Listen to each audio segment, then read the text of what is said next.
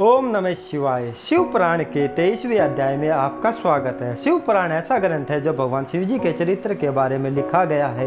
यदि कोई मनुष्य शिव पुराण की सभी कथाओं को पढ़ता एवं सुनता है, उसके सभी पाप नष्ट हो जाते हैं। अगर आप भगवान शिव जी के भक्त हैं तो चैनल को लाइक, शेयर, कमेंट और सब्सक्राइबर करें। आइए तो वीडियो को शुरू करते हैं। जब ब्रह्मा जी को विष्णु जी समझाकर अंतर ध्यान हो गए, तब फिर ब्रह्मा जी ने जगदम्बा भगवती की आराधना की।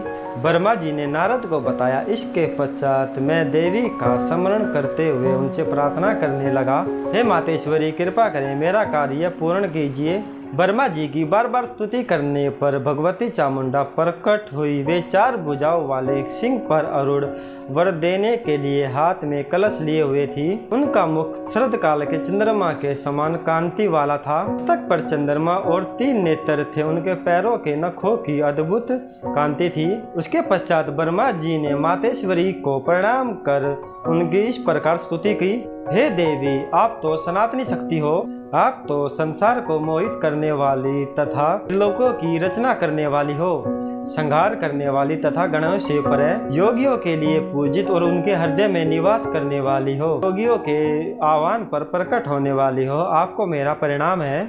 फिर जगदम्बा भवानी चामुंडा ब्रह्मा जी से बोली, तुमने मेरा किस लिए स्मरण किया है, मुझे शीघ्र बताइए। ब्रह्मा जी ने भगवती चामुंडा से कहा, हे सर्वदात्री, मेरा यह मनोरथ मेरे मस्तिष्क से उस समय निकला जब भोले शंकर रुद्र बनकर कैलाश पर निवास करने लगे और वे समाधि लेकर तपस्या करने लगे। वे पत्नी विहीन होकर भी दूसरा विवाह नहीं करना चाहते थे। तय आप किसी प्रकार शंकर जी को मोहित कर उनकी पत्नी बन जाइए। जिस प्रकार आपने लक्ष्मी बनकर विष्णु जी को प्रसन्न किया था, उसी प्रकार आप पार्वती बनकर भगवान शंकर जी को प्रसन्न कीजिए। स्त्री के कारण ही शंकर जी ने मेरी निंदा की थी, अतः मैं यह देखना चाहता हूँ कि वह स्त्री ग्रहण कैसे करेंगे। आपके अतिरिक्त उनको मोहित करने का कार्य कोई नहीं कर सकता। यह सुनकर भगवती चामुंडा चिंतित होकर आश्चर्य व्यक्त करते हुए बोली, हे विश्व श्रेष्ठा ब्रह्मा, तुम यह कार्य किस लिए करना चाहते हो? उन निर्विकार शंकर को मोहने से क्या लाभ? मैं तो उनकी वर्ष वर्तनी और दासी हूँ। उन्होंने भक्तों के लिए ही रुद्र अवतार ग्रहण किया है।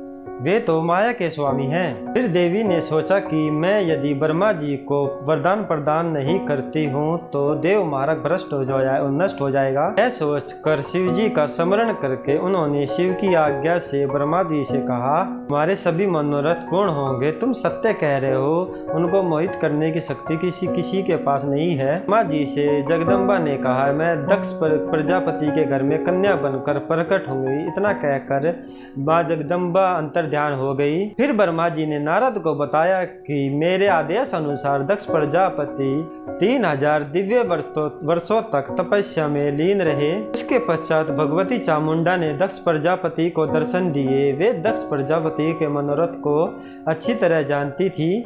फिर उन्होंने दक्ष प्रजापति से वर मांगने के लिए कहा तो दक्ष प्रजापति भगवती चामुंडा से बोले, भगवान ने रुद्र अवतार ग्रहण कर लिया है और आपने अभी तक कोई अवतार ग्रहण नहीं किया है। अब आप ही बताइए, भगवान शिव की पत्नी कौन बने? आप ही उनको मोहित करके उनकी पत्नी बन जाइए। इस पर भगवती चामुंडा ने दक्ष से कहा, मैं तुम्हारे पत्नी के गर्भ से कन्या रूप में जन्म लेकर कठिन तपस्या करके शिव जी की पत्नी बनूंगी। इतना कहकर देवी अंतर ध्यान हो गए और दक्ष प्रजापति भी प्रसन्न हो गए। अगर आपको वीडियो अच्छी लगी हो तो चैनल को सब्सक्राइब करें। ओम नमः शिवाय। बने रहे हमारे 25वें अध्याय के साथ।